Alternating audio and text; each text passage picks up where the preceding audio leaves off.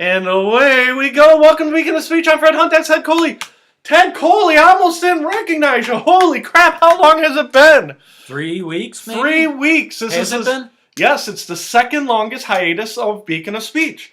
And why has it been so long? Because yours truly has a new job, and he has been doing very poorly with time management. Would you say that's fair? I guess. We'll say that's fair. So, as an apology from me to my co-host, Ted Coley, okay, I have a present. This is not a present to him, but this is a present to us. Now, what do we talk about on Beacon of Speech almost every week?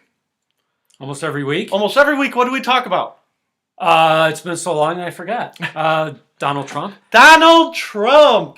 Now, as you all know, that Ted is a fan of Donald Trump. I am not a fan of Donald Trump. I'm a big libertarian fan. You are a fan of the Trumpster. Did you get me a Donald Trump shirt?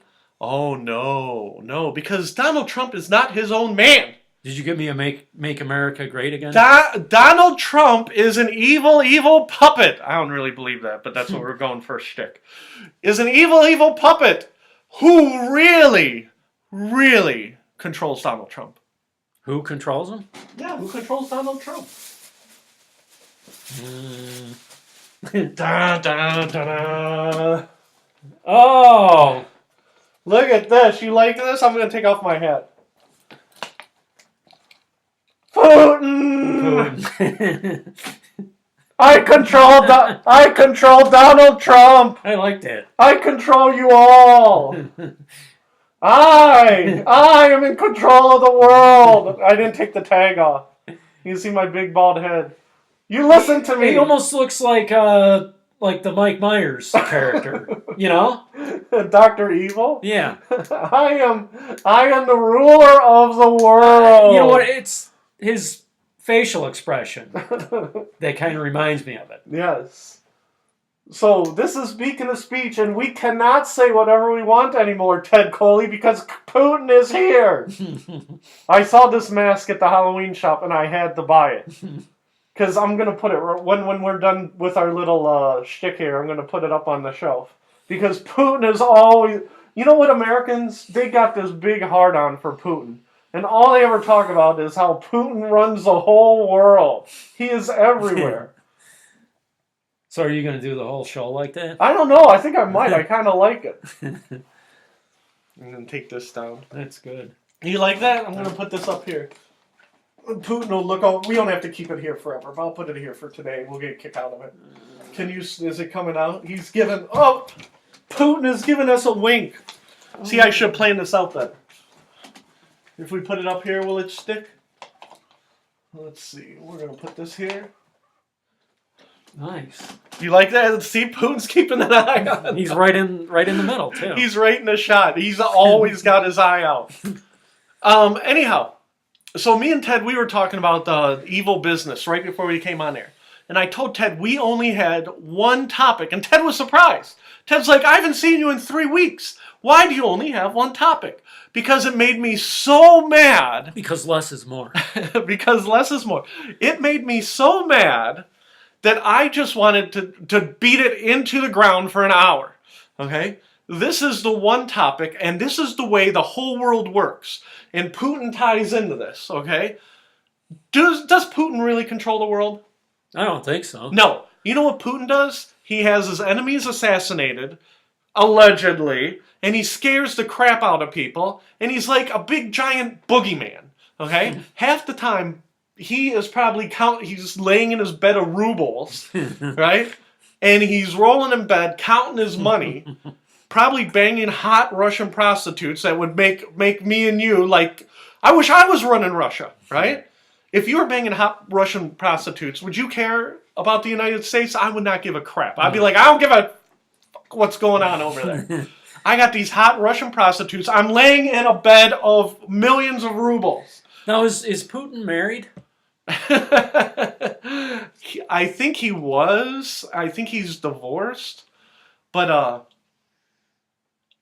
No, it's just that when you said think prostitutes, I'm like, I wonder if his wife knows about this. Well, I think it's the same. I think his deal is the same deal as Trump. You know, he was married to his third wife when he was hooking up with Stormy Daniels, and they're like, "Aren't you married?" He's like, I'm a billionaire. Screw you." That's a piece of paper. I can pay for whatever I want. And see, look at Putin. He knows. He's like, Fred knows what the score is. I got the hottest women in Russia right next to me. But anyhow, here's our one topic for the day. Okay, are you ready? And we always come back to Russia. Always come back to Putin. Putin's a big boogeyman. Putin's scaring. He's awesome. He's horrible. And it's been like this since 3 years ago? Since 3 years ago. Since day one of Beacon of Speech. And the whole thing is, and my whole philosophy is, and people will say, Fred, you're horrible. Let's say that Putin has had 100 people assassinated, just hypothetically. Okay? That's not bad. How many people did Stalin kill? 20 million? Oh, a lot. Lenin killed 10 million. Say he killed 100 and just scared the crap out of people? And he's good job. That's much better. That's much better than all the other Russian leaders who literally put millions of people in gulags and starved them to death. Yeah. He's actually doing much better. And they said in Russia, he has like an 80% approval rating. The people love him. He knows that the people love him. We're going to have the Olympics in Sochi. We don't care if we kill dozens of migrants putting up these stadiums and they're under the World Cup stadiums. I didn't kill that many people, right? So anyhow, what's the point of my story? Oh, our one topic for today. This is the way the world works. Putin knows. Okay, he's going to explain it to you. The Pope came out last week, and there is a huge scandal in the church, Ted. Are you surprised by this? Unfortunately, no. Okay. The scandal is, do you know the nuts and bolts of what's going on? Well, this is the one in Pennsylvania, United States. Yeah, the abuse, the pedophilia. Over 100 different instances of pedophilia. Not one priest, not two, dozens of priests in Pennsylvania. They don't have enough priests, Ted. So the bishop found out, and he goes, "Oh crap! Well, I don't have enough priests. I don't know what you want me to do. You know, they're just messing with the kids. It's, you know, we've been doing it for years. Not me, right? The church." He goes, "Move them to a different parish, right?" So they go to a different parish. They keep doing it, and the bishop's like, "Holy crap! This is bad, right? I better tell the archbishop." And then the archbishop goes, "Holy cow, what the hell's going on in Pennsylvania?" Because we all know that when you move a problem, you solve it. Yeah. I told my boss. Okay? And we're going to keep going. Archbishop's like, "Holy crap, not this again. This is going to kill the Catholic Church in America. You know what? I'm going to tell the Pope. I'm going to call the Pope." So he gets on the phone, calls on the Pope phone. Hey. I'm sorry to bother you, but we got another big problem in America. Yeah, the priests in Pennsylvania, a whole flock of them, right? They're effing things up. Okay, bye. They need to get the flock out of here.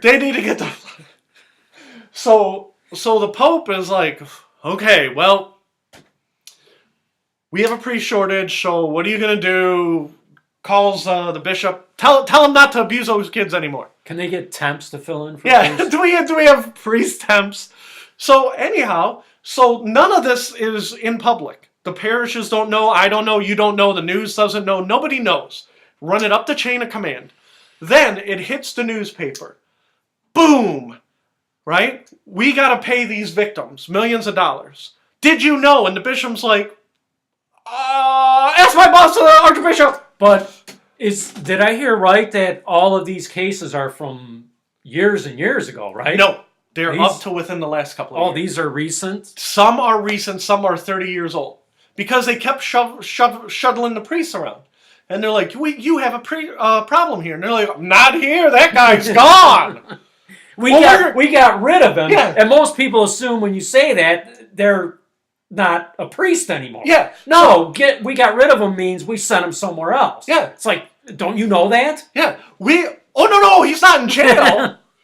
He's in Wilkes-Barre. right? He's in Hershey. Yeah. He's not in Pittsburgh anymore. He's not. When we said he's gone, we didn't mean we put him in prison. We sent him to rural Pennsylvania. Yeah. Right? And so they went back to the bishop, and the bishop's like, I told my boss it's not my fault. And then the archbishop's like, I told the Pope, it's not my fault, the Pope knows. Right? He ducks. And this is the whole crux of this is what is effed up about the whole earth. Right? The way corporations are run, the church is run, no matter what is run, any big multinational corporation. Right? All these reporters run to the Pope. Right? And I like the Pope. I do. Okay? Run to the Pope. And they said, Pope, is it true? The Archbishop said that you knew about this abuse in Pennsylvania. What does the Pope say, Ted Coley? Because he doesn't know. I want to know if he knows. Pretend like the church is a corporation. You're saying that I don't know the answer to this, right? I don't think you know the answer. I don't. What does the Pope say, pretending like the Catholic Church is a corporation, not the largest religious body on earth? I honestly don't know. The Pope comes out and he goes, listen, I am the CEO of the church. And he didn't say CEO, he said leader. And he said, I am very disturbed with all these reporters trying to bring the church down. These reporters want to dwell on the negative. They want to tear away at the church, and they want to gossip. They want to speak of gossip. What I am going to do is I am going to pray for a solution to this problem. I'm not resigning because I'm an awesome Pope. I am going to pray to God. And all you people who think that this is a scandal, you need to mind your own P's and Q's. Wow. Because it's not really your business. Now, here's what's happening in America. Some people in America are like, well, the Pope's in Italy and we're in America. Our own priests will address it. And I read an article, I think it was on So Daily even though Beast. you like the Pope, were you pleased with that answer? Oh, no. That is a horrible answer. But I'm going to stick up for this Pope because I guarantee you since the 1950s, every Pope has done it. You see what I'm saying? Every Pope is like, oh crap, they're abusing kids in Brazil? Don't abuse kids. But in Brazil, they're not litigious. They ruin the families, and then they're like, oh, what are you going to do? It's Brazil. It's third world country. In America, they said, we're going to get lawyers. And they're like, oh, why do you have to tear away at the foundations of the church? Right? And that's the way so in other words, is nowadays. The Pope is basically saying, you're going to ruin our brand. You are, and that's where I'm going. You are ruining the Catholic brand by bringing all these child abuse charges over here. Right. But they are all true. It doesn't matter that they're all true, according to the Pope, because you are tearing away at the foundations of the church. And how many times have we had this problem at our work? What would happen is Catholics in America are like, okay, the Pope's detached. He doesn't get it. Our priest will say, I am sorry that the church has covered this up. And they go to their church, and what do their priest say? They told us not to talk about it.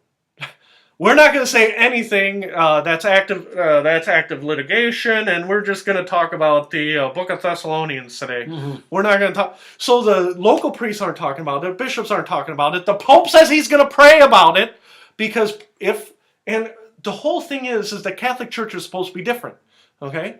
But the reason that it's got me tied up in knots today is because it's like every other corporation in America.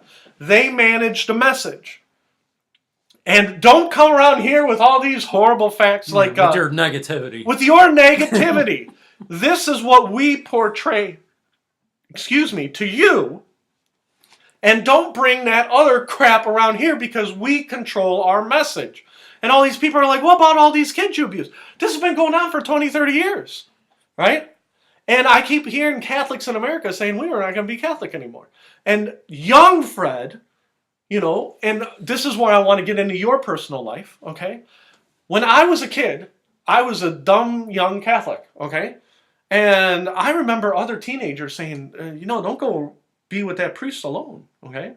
I'm like, well, why not? He's a priest. Why wouldn't I go alone with the priest? What can happen? Yeah, what could happen? He's going to give me shiny nickels? I don't know what's going on here, right? And when I was older, I heard all these things, and I'm like, well, these can't be true, because why would the church do that, right? And this is where we're going to circle around to my work, right? Now, the church is stuck. They don't have enough priests, and they're like, well, what are we going to do? If we fire them, we won't have any priests. If being a priest was a great job, there would be people lined up around the block to be a priest. They cannot get enough priests. So in the Pope's defense, the Pope is probably in the big papal chair. He's wearing a big giant hat. He's like, what do you want me to do? If I get rid of all these priests, we're not going to have any. Well, maybe you should pay them more and let them get married. Oh, let's not go crazy. Whoa. And I think the priests make like $12,000 or $15,000 a year. They work every week. That's good money. That's good money. That's good money for any priest. They make no money. They can't get married. You're on the clock 24 hours a day. If you took out "I love the Lord," right, and just put a priest description out on the paper, $15,000 a year, on call 24/7, work all weekends. You're not allowed to be married, and you have to take a vow of poverty, right? How many people are signing up for that job? Well, the vow of poverty pretty much comes automatically when you're making 15,000 a year, or 12,000, yeah. Yeah. You don't even have to make a vow. It's just automatic. So the scam is no, but you don't understand. You're getting called by the Lord. Oh, well, in that case, sign me up, right? My grandmother used to say I'd make a good priest. The problem was I hit puberty, and again, Putin's winking at me. I hit puberty, and I'm like, being a priest will really suck because I can't bang that girl over there, right? Your grandmother really said that? Oh, yeah, she used to say I'd make a good priest. And she said, I think I told you this. I think I told Beacon Speeches. This is a secret. My minor in college was religious studies. Yeah, I knew that. So I took New Testament studies. I took comparative religious studies. I studied the Bible, and I kept, I was like dumb, right? I would go up to my teacher. I'm like, yeah, Do you think your grandmother was an influence as far as you taking that stuff? Oh, yeah. Yeah, because she said, oh, you're not like most boys. You don't go getting into all kinds of trouble. And I didn't, right? Compared to most boys, I didn't get into trouble, right? But my grandmother's like, oh, no, you'd be great. And then, I remember being in comparative world religion, and I'd be like, well, listen, if you actually listen to this book and this book and this book, someone's wrong. And they're like, no, we're all right. We all love the law. I'm like, no. Even if you look in the New Testament, the writings of Matthew and the writings of John, they conflict. And, Frank, you got to understand. You got to get the gist of it. And I'm like, I don't know. If you think too hard about a lot of this stuff doesn't make any sense. Fred, you don't have faith. Maybe you wouldn't make a good priest. And, the teacher's talking. I'm looking over his shoulder. I'm like, look at that hot girl right over it. You see what I'm saying? So I knew fairly quickly that it would not work out for me in the priesthood. Okay? But see, what they really want is somebody who's just going to do what they're told. Which is every single job in America. Right? Just do what you're told. Now, you would make a good priest because it seems like you do everything you're told. Yeah. You don't cause any trouble. But then as soon as you start questioning something, we were wrong. But I remember being in college. Yeah. I'm like, well, why don't you just get robots to do it then? Yeah. I remember being in college, and I told one of my friends this, right? I said, you know what? Being a priest would be awesome because you could have sex with women, right? And they're like divorced, right? And you'd be like, you know what? Here's the scam. I'm an emissary of God, and by having sex with me, it would be like getting closer to God. And divorced women, they'd all be broken. They'd be like, okay, I'll have sex with this priest. And then people would be like, Fred, you're making a horrible priest because you should not be thinking like that, right? And I remember the divorced women scam because every once in a while I look over at Putin. And he's still winking at us. He knows about scoring with divorced women, right? He's probably bringing them in the red square, and he's like, they're broken. They just want to hook up. He knows what the score is. The point is, the Catholic Church is, at the end of the day, they are a multinational corporation that makes billions and millions of dollars. Once they get into the red and they're bleeding money, they're screwed. I mean, what are they going to do? If they don't have priests there, who's going to collect the money, right? And everything is a scam. Now we're going to turn to my work, for a minute, if you don't mind me doing so. We're not going to name it out loud, right? But we're shorthanded the last 2 weeks, okay? Because my job, they cannot get enough employees to fill because the job description is not very appetizing for most people. We're going to pay you X amount of dollars, and we're going to let kids scream at you all day. You see what I'm saying? Yeah. And then people are like, I don't know, that doesn't sound so good, right? So they cannot keep enough people. They got to hire, right? And even you cannot like phase it out. Like the NFL, we're going to pay you $1 million to play a game you love. Every year, there's hundreds of people who want to play in the NFL, right? And for jobs like your buddy Steve has, if he left his job, how many people would apply for his job? Probably 100. Would you say that's fair? Yeah. He'd be like, well, all I do is sit at this office and I gain weight and I get paid 6 figures. I'll do that. And you would have people swarming for that job. The problem is in America, nobody wants to do. It's not just America; it's the whole world. Whether it's a priest, whether it's A, B, C, name me whatever your thing is, right? In America, the jobs that are good, people hunt to extinction. And there's waiting lists. You remember, I can't remember what the job was, but they said they were hiring 5 people and 600 people showed up because it was like a college degree, $75,000 a year, light workload. And they said, we got 5 or 6 openings. And they got them lined up around the block. They're like, oh, we'll make sure. You can't get enough janitors in the schools. You can't get enough people working at McDonald's or Taco Bell. How many times you pass a McDonald's that says help wanted? All the time. All the time. Because, I don't know, working at McDonald's does not sound like a good deal. No, it's a great deal. You get $9 an hour and all the French fries you want. And you're like, oh, I can't really live on $9 an hour. And what about, you don't really have any downtime. Oh, yeah, you're on your feet for 8 hours straight, and you're dealing with customers screaming at you and other, drug addicts as coworkers, but it's really a great job. It's a great first job. And you're like, I don't know, that sounds like that kind of sucks. And it goes back to being a priest. The Pope is a CEO, and he's like, well, what do you want me to do about it? We got to have priests. And I know they're molesting the kids, but what do you want me to do about it? If we fire them, we won't have any priests. Well, then maybe you should have a church. Yeah, it's like, well, then what do you do then? It's what do you do to not have child molesters as priests?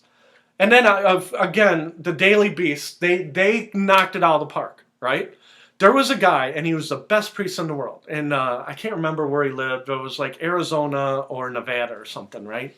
And they said he was the smartest priest, not the best priest, but the smartest priest you ever want to meet, right? Well, this priest said, you know what really sucks? Being poor.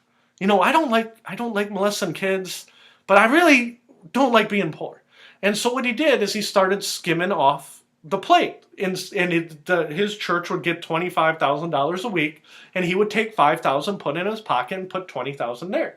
And then the next week he'd put $20,000 in, and then he'd put $5,000 in his pocket, right? And they estimate that he stole $200,000, right? The Catholic Church came out, you stole from us, you're going to jail! You bastard! You stole $200,000 from us. You're going to jail. Now, what about forgiveness? Oh, no, they don't get. When it comes to money, the Daily Beast knocked Some things are unforgivable. Yeah, the Daily Beast knocked it out of the park, and that's what they said. They said, some things are unforgivable. Yeah, I know you molested that kid, but we're going to send you over there. You stole $200,000. Out you go! That's the church's money. That's not your money. You see what I'm saying? And they said that the Catholic Church has selective, outrage. Yeah. And they said that they persecuted him to the full extent of the law. They paid a lawyer hundreds of thousands of dollars to make sure that priest got the maximum penalty for stealing. Yeah, kids are kids, but money is money. Yeah, you and I. Which goes back to the Catholic Church is it's just a giant corporation. It would be like at my last job where we worked together. If you were stealing money, they'd be like, you're going right to jail. They wouldn't just fire you, they would persecute, or not persecute you, prosecute you. But what happens is... The persecution was always there. Yeah. And they shouldn't molest the kids. What I'm saying is that they have a different culture. And every corporation in America has some sort of culture problems, right? How many do you see that they said that back when Google started, it was like a frat house, and all they did was like abuse women the whole time, right? And they're like, we were young, we didn't know. We didn't know. You didn't know that firing a woman or paying her half as much as a man was wrong. And they're like, no, we had to learn. But we're a good company now. We're Google. And you're like, well, but now you're censoring right wing. No. That was old Google. We don't do that anymore. You see what I'm saying? Everybody has their blind spot in a corporation. And in the church's corporation, their blind spot was a horrible blind spot to have. And they're like, oh, you don't understand. We've had this blind spot for 30 years. And you're like, oh my God, well, maybe we should dissolve the Catholic Church. No, don't dissolve the Catholic Church. All these guys, all the good priests won't have jobs.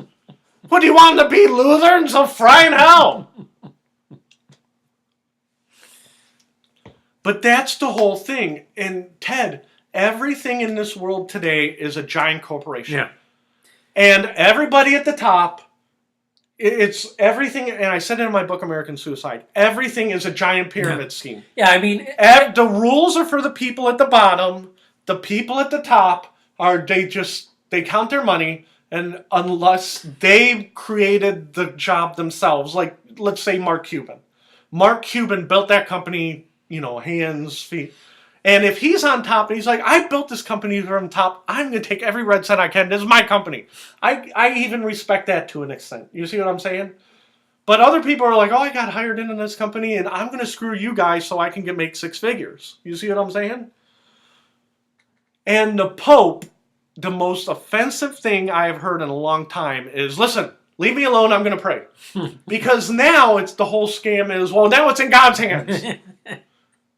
If you question God, you are going right to hell. Yeah. Right? Oh, screw that! I don't want to go right to hell. The Pope kicked it upstairs. Yeah. So I cut you off. I'm going to pray now. Are you questioning God? Yeah. Are you questioning God? No, I'm questioning you, which is what I've been saying all along. There's a difference. He is not God. Yes, and that's, I cut you off before. But when you were a young man, you were a Catholic, right? Mm-hmm. Did you hear those rumors that I heard when I was a kid? Don't be alone with the priest. I honestly don't think so. Okay. I don't think so. I mean, it wasn't until, later on, when you heard it on the news. Right. Yeah. And the thing of it is, and this is the thing that pisses me off, is when it really hit the papers, it must have been 95, 96, right? When it became common knowledge that they were taking priests and shuttling them all over the country and putting them in small parishes to, get them away from... They're like, that parish has almost no children in it. And it's like, but you should have fired them. You should have turned them into the cops. And they're like, you don't understand. We've got enough priests. Right? Yeah, but because I would have been going to Catholic school in the 70s up until 82. Mm-hmm. So, I mean, I don't remember ever hearing when I was actually there about that. I did. I remember that because I was so naive. I said, why would you say such a thing? Why would you slander a priest for? Yeah, I don't think I ever really heard about it when I was actually in But Catholic once the school. scandal hit in the 90s, that should have been it. Whoever was Pope and John Paul II or whoever, they should have said, listen, this will never happen again. Any priest who molests a kid is going straight to prison. We're going to handcuff him. We're going to walk him right to the jail. And instead, they're like, well, you got to understand, those priests had moral failings. And I'm like, well, what moral failing is that? You and I know in common society not to molest kids, right? And it's like, if you were molesting kids at your job, you would go right to jail. If your boss found out, he'd call the cops, they'd come and take you to jail, right? The Catholic Church, as a corporation, should not have protected their employees that way. You see what I'm saying? But they kept doing it because they're like, we don't got enough priests. And there's other lines of work that you know of.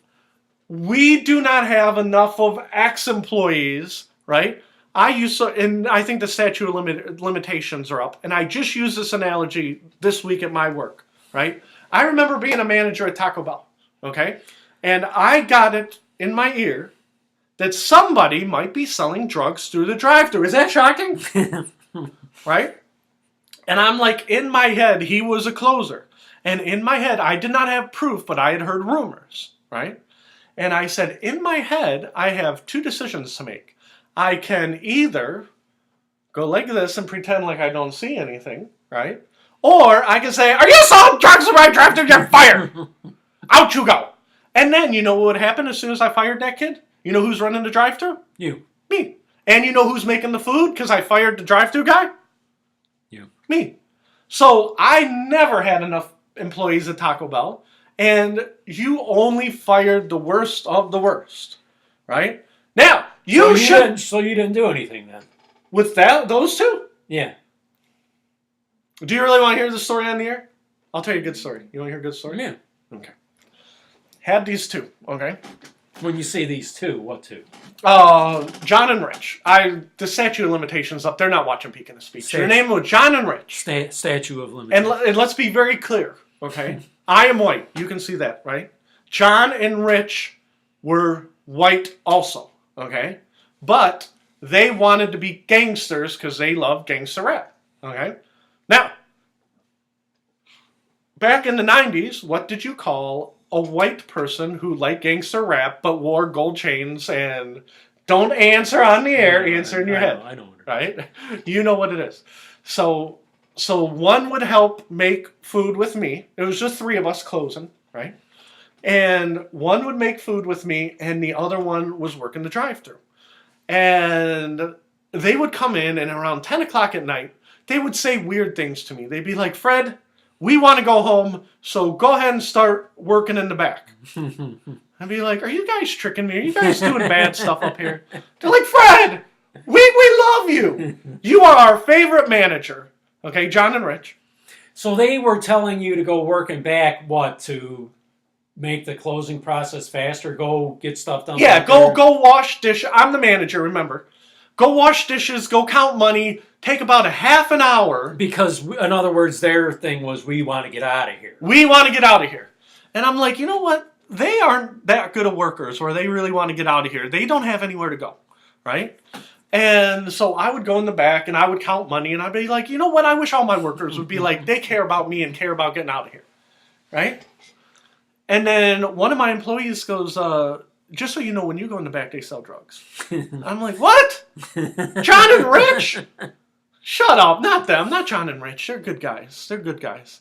And no, they're selling drugs. You should call the cops. I'm like, well, I could call the cops, and I don't have any proof. So if they're not selling drugs, they're going to quit because they're going to call, because I'm accusing them of selling. You know what you should have done? You should have stopped and prayed. Oh no, this story is way down the rabbit hole. You'll get a good kick out of this. So John and Rich, I'm like, well, what do I do? And the person who told me, I'm like, listen, I appreciate it. I'm going to keep an eye on them to make sure they are not selling drugs. You know, I pulled the Pope, right? To make sure they're not really selling drugs through the drive-thru. What kind of drugs are you selling through the drive-thru? I don't know. They're just selling drugs. Doesn't matter. Oh, no, it does. And this is me. No, it doesn't matter. They shouldn't be selling drugs. I'm like, oh, who cares if they're selling pot? But so I'm in the back, and then I was having trouble. Again, I'm a young man. I was having trouble with my girlfriend, right? And they're like, Fred, and this is over weeks. Fred, listen, you're like spinning. You're putting yourself in an early grave. Okay, just go in the back and count the money and do dishes and just sit down. You need to take a load. You need to decompress. You need time away from the hustle and bustle of Taco Bell. And I'm like, wow, you guys are great, right? And I came up, and they're handing something through the drive-thru window, and I was super quiet. And I'm like, God damn it, they're selling drugs through the drive-thru. Right? I said, what are you doing with the drive-thru? There's no orders on the screen. I didn't hear any beeping. And they're like, Fred, do you really want to know? We probably should let you in. I'm like, no. Oh, God, don't. Right? And they're like, say hypothetically, and they didn't say they were doing it. They said, say hypothetically we were selling drugs through the drive-thru. Just hypothetically. And I'd be like, okay. And they're like, how much would it take for you not to care that we were selling drugs through the drive-thru? This is all hypothetical. Yeah, hypothetical, right? I'm like, oh, God, guys, you are killing me. Please tell me that you're not selling drugs through the drive-thru. There is no amount of money, because what happens is if I know you're selling drugs and then they catch you, and then they say, well, we told Fred and we were giving him $500 not to say anything. Guess who's in trouble? Me. And I already have enough problems in my life. I don't need to be going to jail because I'm... Fred, we're not selling drugs through the drive-thru. That was Johnny. We were giving him fireworks. Fred, you're... Yeah. Don't sell fireworks through the drive-thru. God damn it. Don't sell anything through the drive-thru. Tacos and burritos. Okay, Fred, calm down. We're not selling drugs through the drive-thru, right? Then it gets better. I'm like having a nervous breakdown with my girlfriend, right? And I'm like, I'm coming to work and I'm like, right? And I can't like think. They show up to work and they're driving like an old Buick, right? Get an old silver Buick in your head. And then across the back, they tinted their windows and it said drug dealers on the back of their windows. And I'm like, oh my God, you can't park that in the Taco Bell parking lot. And they're like, Fred, we're not really drug dealers. It's irony. If we were really drug dealers, would we advertise that we're drug dealers on the car? Are we that stupid? Yes. So anyhow, John and Rich had drug dealers on their car, and it wasn't like happy language. It looked like gang writing, right? Mm-hmm. Drug dealers with a Z, right? And I'm like, listen, guys, I cannot function. I cannot think straight. I cannot eat. Every time I eat, I feel like I'm going to throw up. And then we had the problems with the cockroaches. What year would this have been? Oh, geez, 93, 94-ish, right? So I'm like, okay, here's the deal. Now, I'm going to make a deal with you guys. If you are hypothetically selling drugs, which you probably are, and this is me talking because all I do is talk. Even if you are hypothetically selling drugs, this is where I laid down the law. Do not sell drugs in front of me. And they're like, Fred, we're not selling drugs. And then the car would like come around to the drive-thru, and then they do, why don't you go in the back for a oh my God, please don't be so. And so every day I'm convinced that these guys are selling drugs. And after the fact, I found out they were, to confirm everything, right? But I feel like I was the Pope. Like, please stop molesting those kids. I'm going to look over here. Don't you know what you're doing to me? Yeah, you're killing me. You're going to put me in an early grave. Don't molest those kids. I'm going to look over here, and I'm going to tell you, do not molest those kids. Why are you guys doing this to me? Yeah, why are you doing this to me? And that's how I feel like the Pope is like me, right? With John and Rich. For the love of God, don't. The Pope is like, why does everything bad happen to me? Yeah, I'm a good Pope. Why are these guys? They won't molest. They won't stop molesting those kids. I tell them not to do it. And then they do it anyhow. But at the end of the day, I'm like, John and Rich were good employees, right? If they weren't selling drugs through, the whole scam is, why did John and Rich want to work at Taco Bell for minimum wage, right? Here's the scam. Why did John and Rich want to be good employees and work at Taco Bell for minimum wage? It was a place to deal drugs. It was a perfect place to deal drugs because people would come through. You're making money by putting... You're selling a taco and you got whatever kind of weed you're jamming in there or drugs, right? You have a built-in distribution center. Yeah. Drive in. So instead of paying $20 for drugs, you pay $20.79 because you're paying for the convenience to get it through the drive-thru. You see what I'm saying? And so I'm like going crazy. I'm like, please, for the love of God, don't do that. But I never called the cops on him. I never fired him. You see what I'm saying? It's the same thing. Corporations make decisions like that. Now that I'm old man, I feel horrible. You know what I mean? But I don't feel that horrible because I never fired them. You know what I mean?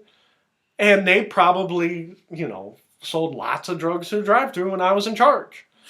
And if I didn't allow them to do it, right, I probably would have killed myself. Because I would have been all by myself making, and then my boss would say, why can't you keep your employees happy? Every time I turn around, your closers are quitting. Yeah. They were selling drugs in the drive-thru. All I'm hearing now is excuses why you couldn't get your drive-thru times down. You see what I'm saying? Everything in the corporate world, everybody wants it done. They want it done right, but they don't want to pay people to do it. Mm-hmm. You see what I'm saying? Yeah. Why don't we pay that guy a living wage and they will want to? If we pay them a living wage, we're not going to make profit up the ass. You see what I'm saying? Now, how many times have you heard in your life, you turn on the CBS News or NBC News, and they're like, blah, blah, blah, was selling drugs through the drive-thru. It happens all that flipping time. Mm-hmm. Yeah. And that's the whole thing.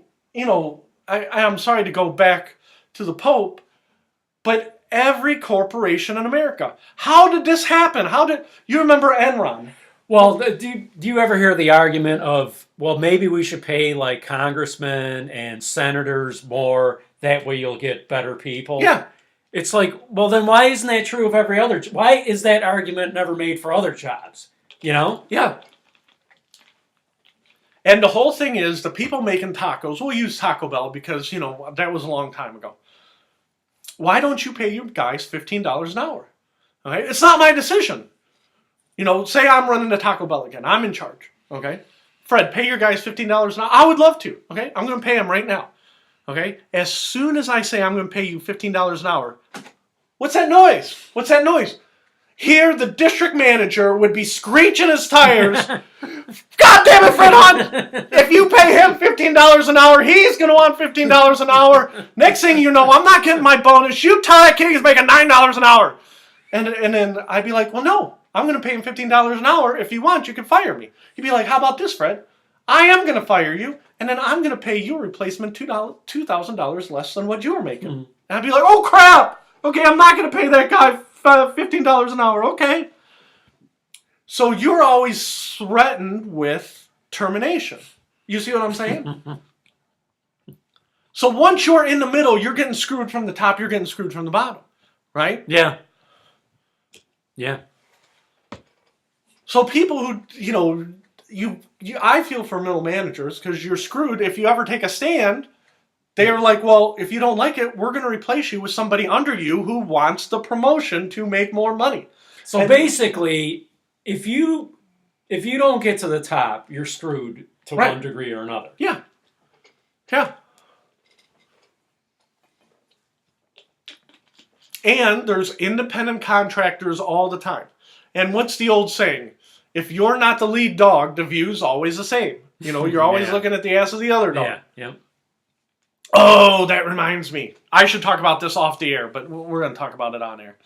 We have a friend. His name is, you know what? I don't want to say What, are you going to say it like in pig Latin or something? Yeah, I should, but he would figure it out.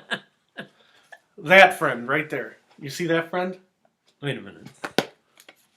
It's sloppy. See right there? Oh, that yeah, friend? Yeah. He went on Facebook and he goes, hey, I just want to say a prayer because I have an awesome job and I want to praise the Lord that I have that job. Oh, okay. I was thinking about a different. No, that thing. That guy. Because we know more than one person named that. Yeah.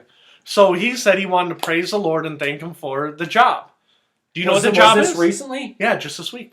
Is the job still a secret? The job is still a secret. He kept saying, I praise the Lord for the job, but he would not say what the job was. Which again, back to everybody has to earn money. Now, how much money do we make on Beacon of Speech? You make no money, I make no money, right? This is a loss leader for me. Okay, but I love it. Again, my goal in life is to get paid to do Beacon of Speech. Okay? shows like this ain't gonna help. This ain't gonna get me paid. Okay. But there's a certain, I'd be like, what will you do for money? Can we slap a big, we'll take down the Putin mask and we'll put up McDonald's across the back. The only thing you have to do is say the best, don't talk about any other restaurants, and all you have to do is say McDonald's is the best restaurant there ever was. Now, I'll be like, you know what, that might be hard for me. And would that be hard for you? Mm-hmm. Yeah, probably. You'd be like, yeah, I don't know if I can do that. And they're like, how about if we make it? Now, I like McDonald's, but I know it's not the best restaurant. Oh, yeah, me too. I like McDonald's. I just ate there earlier this week. I did. Right? I ate at McDonald's, and those new chicken tenders are good. Right? The barbecue tenders are good. But they'll be like, we're going to pay you $100,000 to say we are the best restaurant, and all the other, I don't know, for $100,000, Ted, does that sound good? And you could turn to me. What's funny, and I won't name the restaurant that I went to yesterday because I don't know if, even though I'm complimenting them, I don't know if I should do that. Oh, no, you could go ahead. Well, to show you how I am, I went to a place that's famous for corned beef. Okay. But you know what I ended up, even though it was good, you know what I liked more? What's that? The French fries. So that shows you how I am. I love French fries. Yeah. You know why I gained so much weight? Because of French fries. It's not me, it's the French fries' fault. The point is, the scam in America is, right? Everybody wants a good job that does nothing. Nobody wants the low-paying job that's hard work. And whether it's the Catholic Church or whether I'm just laughing thinking it's something else that I'm... Oh, no, but whether it's the Catholic Church, whether it's McDonald's, whether it's Amazon, me and you have talked about this on the air before. They're basically working those Amazon drivers to death. Yeah. Right? Yeah, I think about that every once in a while, and that's upsetting. Yeah, and they work the Amazon workers to death, and the Amazon workers are like, you know what, we think we might unionize. And they're like, oh, no, we'll get, and does this sound familiar? We'll give you a $2 an hour raise not to unionize. And I just the offer of a raise is purely coincidental. Yeah, just because you're doing a great job, we're going to give you a $2 an hour raise. But I just read this week, Whole Foods, that got bought by Amazon. Is that correct? I've heard Whole Foods called Whole Paycheck because it's so expensive. Yeah. And part of the reason they bought them is because they said, you know what, we can make Whole Foods more reasonable for the average person, right? And they said, well, we're going to cut corners here, cut corners here, cut corners here. And Whole Foods is like, whoa. Well, what about all of our quality controls? And they're like, oh, no, we're going to work you into the ground. We're going to start a union. They're like, we'll just fire you. Right? Whole Foods is going crazy because Whole Foods is like, we have a standard. And Amazon, if that's the company that bought them, maybe it's not. So if it is, I apologize because I don't have it in front of me. Whoever bought Whole Foods is like, number one, you're not going to unionize. And number two, you need to make more profit. So we're just going to streamline processes and you're going to work yourself into the ground. And you're like, oh, shit. Or crap. I'm going to work myself into the ground, but I like Whole Foods. I like selling healthy foods to people. You see what I'm getting at? But it's the same scam everywhere. And again, back to the Taco Bell analogy, at some point you have to say, what will we accept? And we're like, I don't accept no crap. I'm going to pay you nothing and you're going to like it. Right? How many bosses have you met in life like that? Mm-hmm. I've met lots of people. And some people are like, okay, we'll leave. Okay, see you later. And then they don't care because at the end of the day, companies don't want good workers. They want cheap workers. Mm-hmm. And I didn't care. I would have given John and Rich a big raise, right? Because they were good workers. But I was not allowed to give John and Rich a raise. And I remember having a conversation. I can't remember who it was with. But I said, listen, if we paid those guys more, maybe they wouldn't want to sell drugs. Maybe one day right. they'd I want was to be thinking managers. that could have been your defense if you ever got caught. Yeah. Well, if you would have let me pay them more, this would have never happened. Yeah, why? Well, this isn't my fault. I told my boss to pay him more. But everything in America is a scam, at least on the corporate level. And the Catholic Church is basically treating their employees like a big giant corporation. Pay them more. Oh, do you know how much it costs if we doubled the priest money? You'll get people who aren't dedicated to God.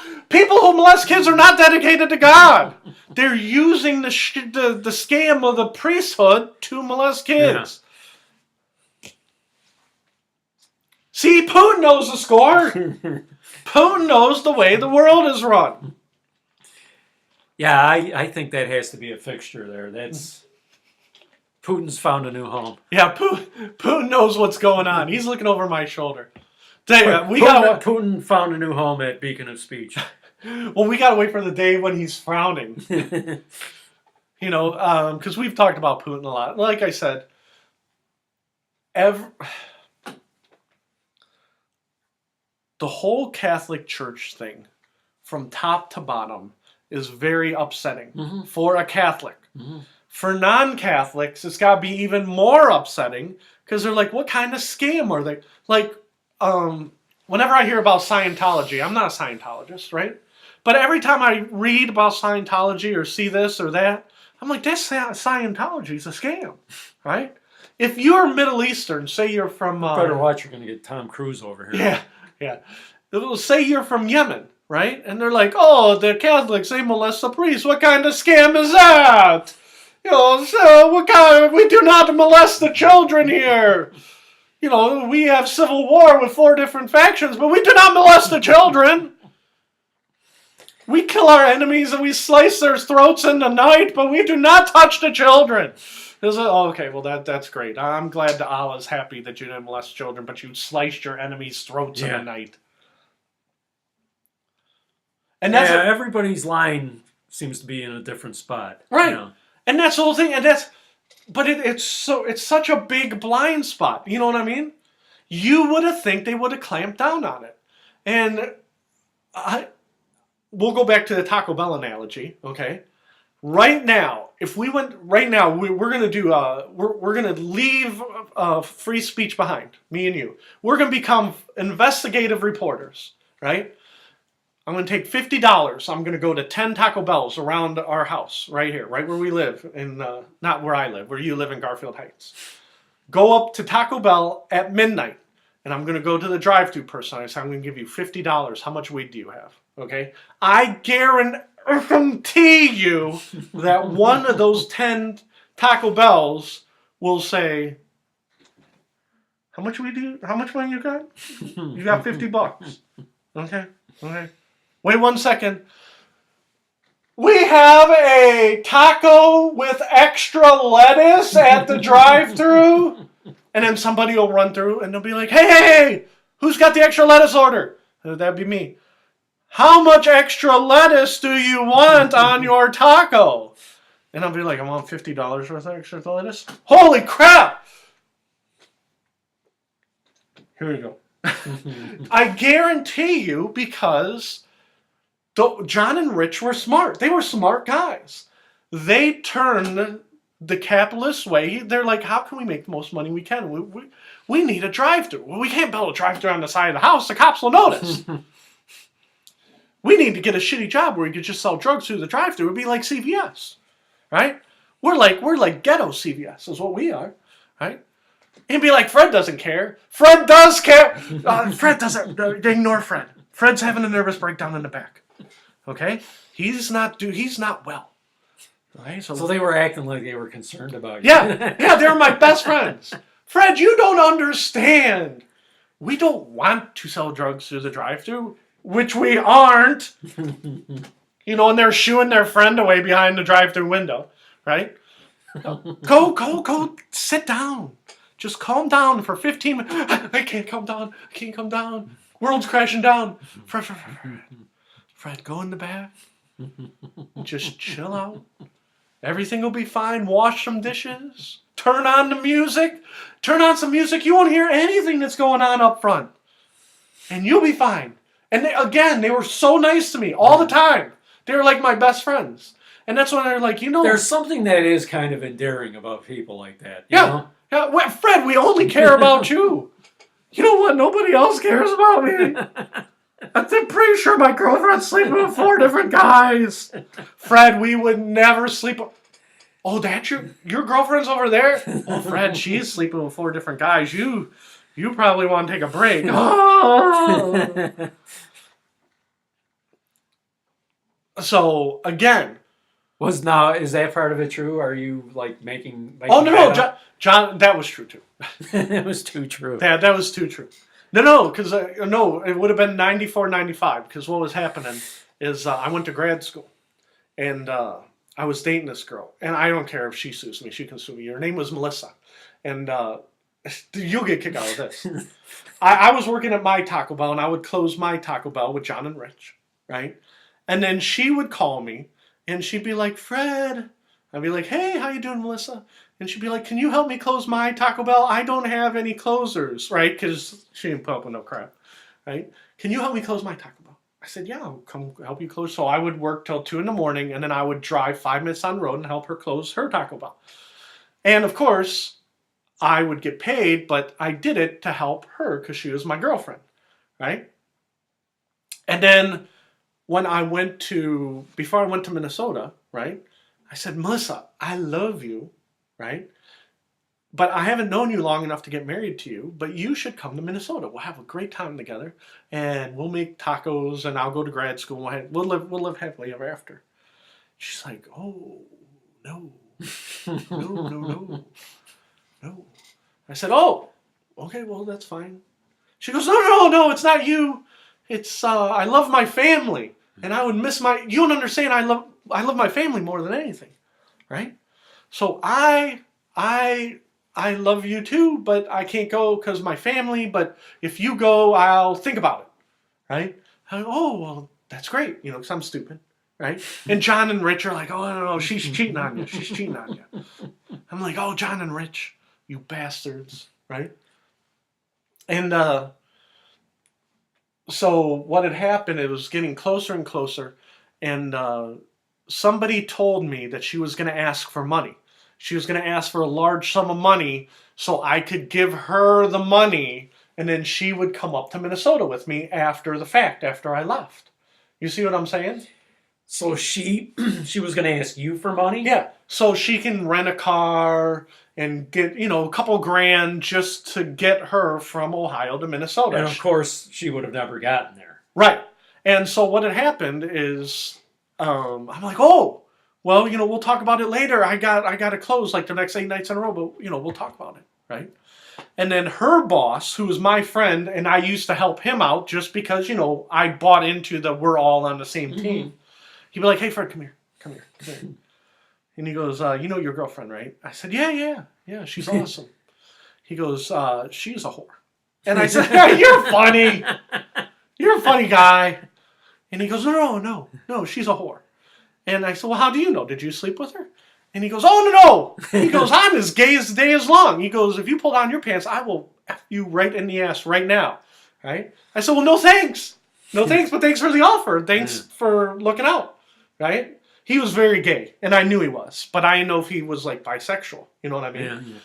And he's like, "Oh, no. I would love to have sex with you right now." I'm like, No. But thank you. Putin, Putin says no. He says no, don't do it. And he goes, "Here's what's going on." He goes, "Melissa has a boyfriend."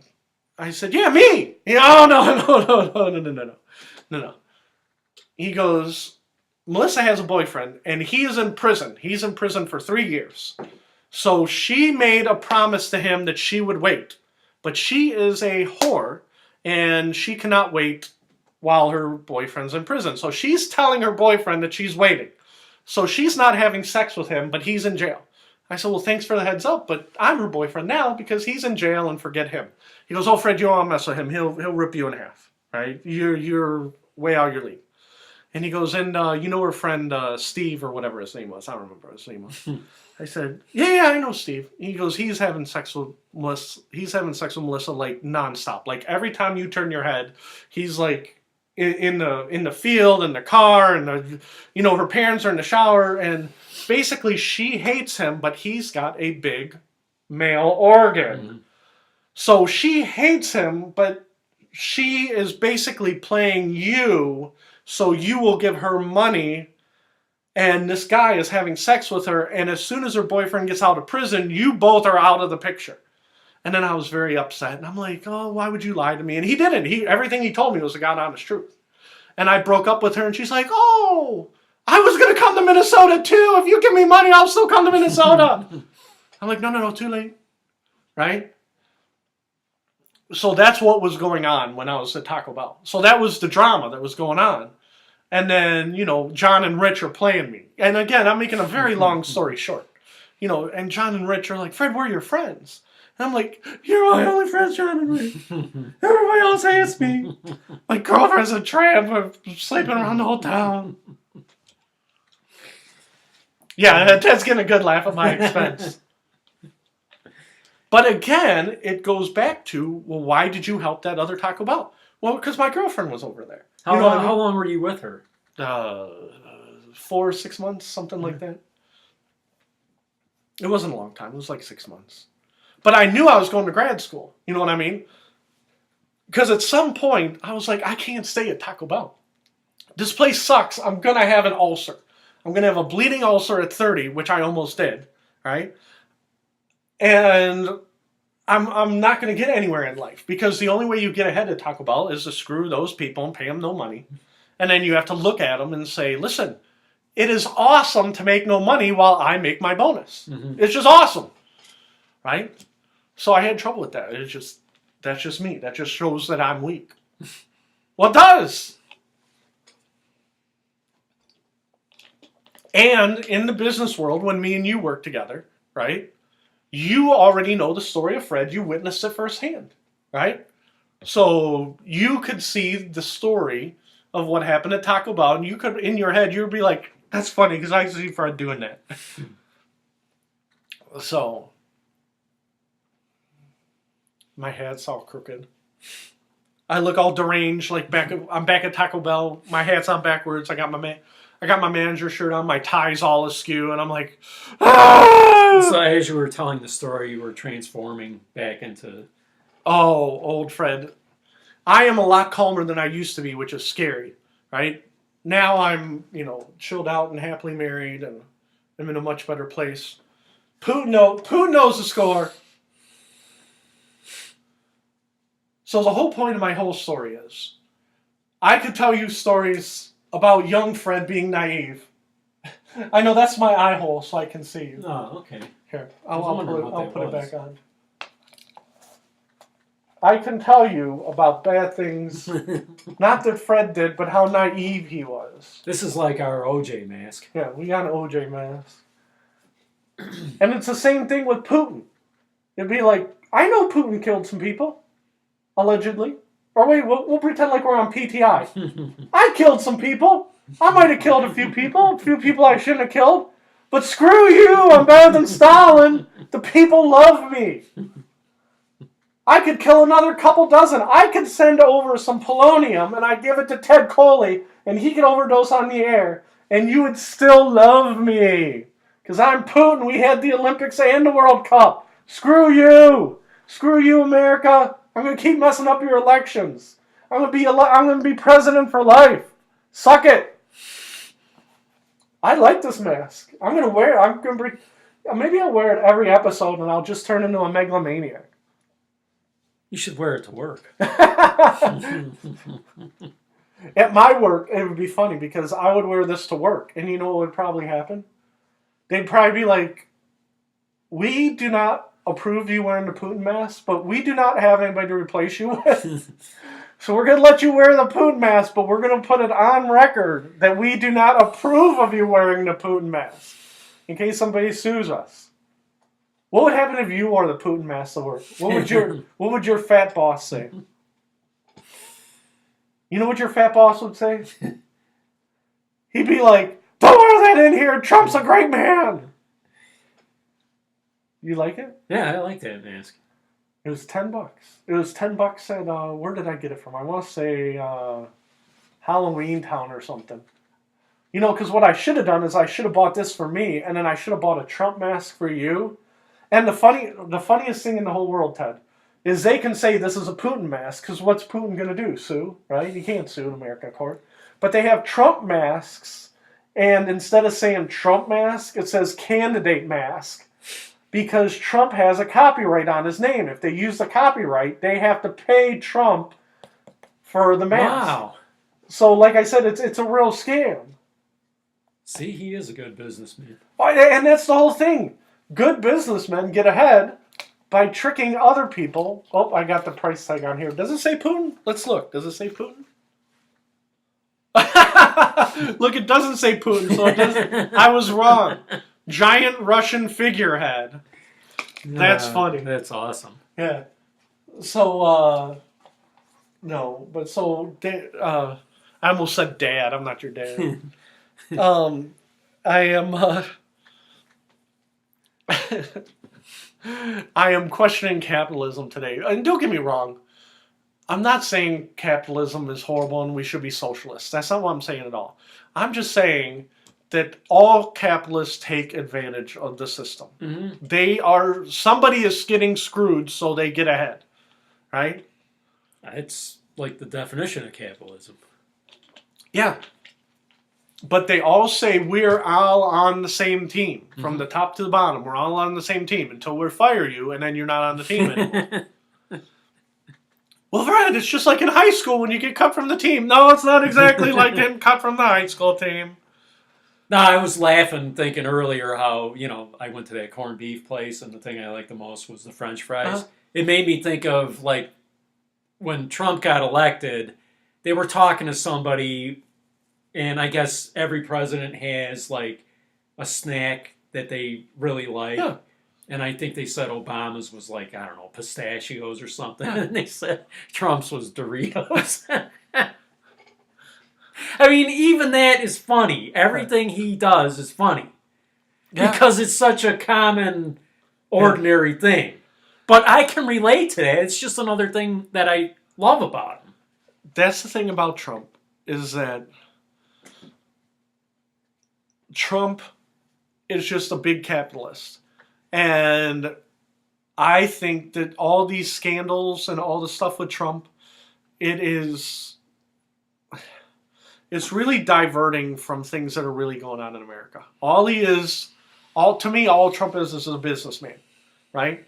So if you're a capitalist nation who worships at the altar of capitalism, right? And again, I'm a libertarian. I believe in the free market. I'm just saying that if you're gonna run your company a certain way, we're all in this together, blah, blah, blah. If you treat your employees well, someone will undercut you who doesn't treat their employees well. You see what I'm saying? Mm-hmm. And if you think of the Catholic Church scandal in a way, it's just another capitalist pyramid scheme. That's all it is. Okay? But, again, I think it was Beacon of Speech 75, 76. You remember when I came in and I thought you were going to cry because we were talking about Venezuela. And I showed you the video of the guys in Venezuela running out into the field and stoning a cow to death. You remember that? Mm-hmm. And it's like, well, if you don't do capitalism, you get socialism and everybody's screwed. Yeah, yeah. You know what I mean? Mm-hmm. I think I'll take my chances, fighting it out with capitalism. Mm-hmm. You see what I'm saying? Yep. And the Pope's like, well, capitalism isn't great. Well, neither is socialism. And guess what? Neither is the Catholic Church. You protect child molesters. Nobody has it right. And praying to God does not work until God floats down and says, listen, you guys were all wrong. It was the Buddhists. The Buddhists had it right. Oh, we were so close. Lisa Simpson was a Buddhist. We should have watched The Simpsons. So the Buddhists are basically all life is sacred? Yeah, all life is sacred. Don't eat the cow, the yin and the yang, the equality of life. There's no great goodness without great evil, blah, blah, blah. I don't know, I might be a Buddhist. The point is that we only had one topic, and I knew I was going to rail on it all day, right? Is at the end of the day, the Catholic Church is a big giant corporation.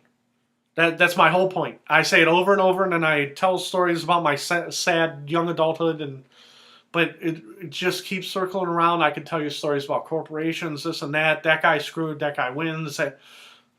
It's just, it's all a pyramid scheme, everything. Yeah. And it's like, but what's better? You know what I mean? Until God floats down and says, listen, this is what you do. Nobody makes more than one. I remember in the book American Suicide that I wrote, everybody talks about a minimum wage, and what you should do is have a maximum wage, right? And you don't put it at arbitrary number, $100,000, $1 million, right? You say that the guy, I just read this week, that Jeff Bezos makes $11 million an hour, right? And the guy at Amazon, he's Amazon? yeah. And you can get hired at Amazon for as low as $11 an hour. So it's simple math. What's $11 million an hour to $11 an hour, right? What is that?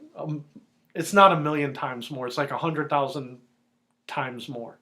You see what I'm saying? All you have to do is create a law in America that says you can only make 100 times as much as your lowest paid employee. Yeah. Right? So say you make $20,000 a year. What's 20,000 times 100? It's 2 million, right? 2 million, yeah. Right? So I make 20,000 a year, and the CEO can only make 2 million. Well, that sounds fair, right? Well, CEOs would be like, that's a horrible plan! That would be horrible. That would bring down capitalism.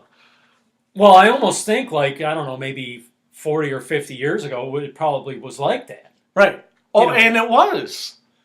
But it's the disparity. I mean, there wasn't a law per se that said that, but I think that's probably how things were, roughly. Right.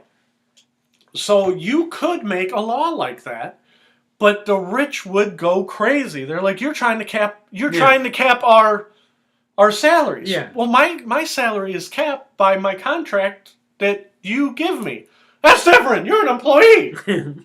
I'm the CEO. Well, did you create this company from scratch? In Jeff Bezos' case, he did. Yeah. So maybe they can, if you created the company, maybe you can make 200 times as much instead of 100 times as much. You see what I'm saying? Yeah. That's still not fair.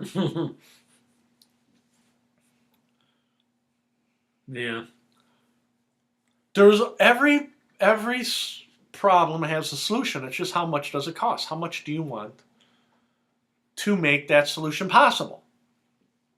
Well, I've said it before. It's like I remember when I was a kid and I would hear my parents talk about people who they thought had money. Mm-hmm.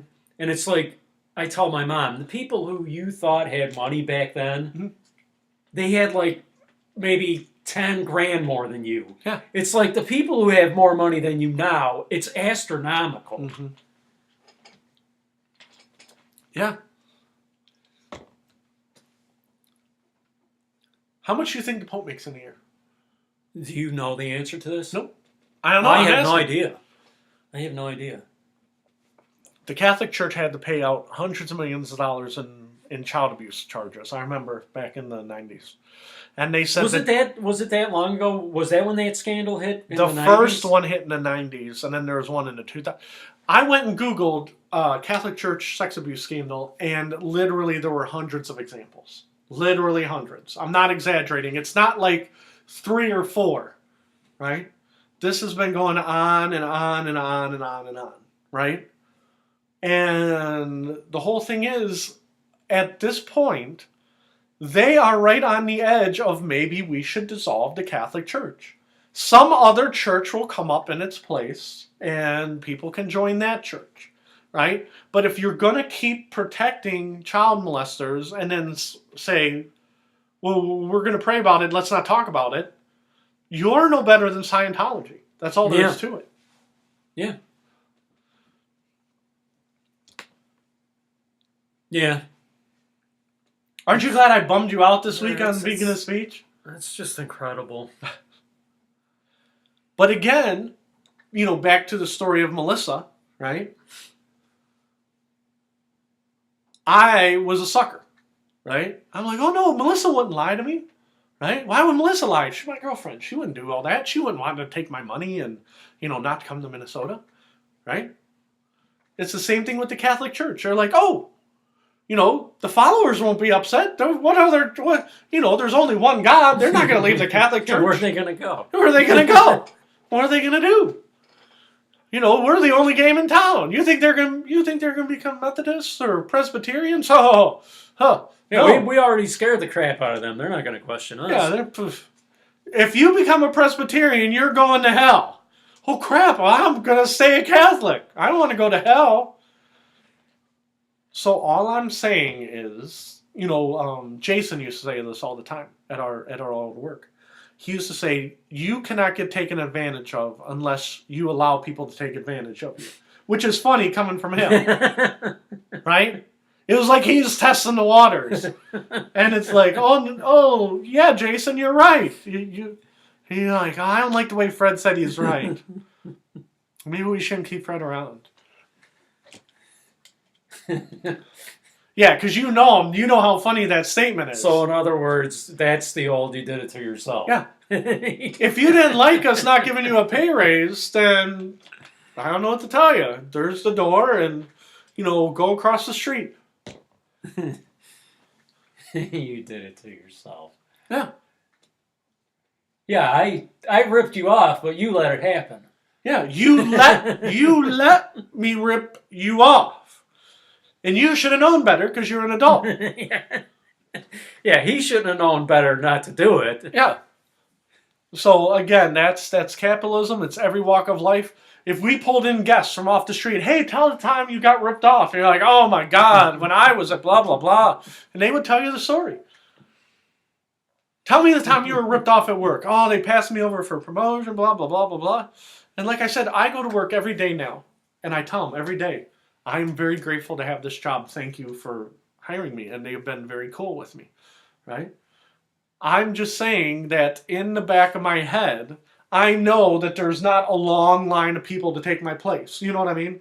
And I have a certain solace in that. If I was an NFL player, I would be like, oh crap, somebody's trying to take my job tomorrow and somebody else wants to make $1 million. If it was a great job, right? People are lined up behind you to take it, and people leverage you on that. And not everybody is a brain surgeon, right? Again, my brother-in-law is a brain surgeon. There's not a line of other brain surgeons waiting to take his job. There just isn't. Well, I'm going to wrap it up, Ted. This is Beacon of Speech. I'm Fred Hunt. That's Ted Coley. I'm sorry to vent about my personal life from 1994. Would that be 1994? Ted, were you amused by my pain and suffering? Mm-hmm.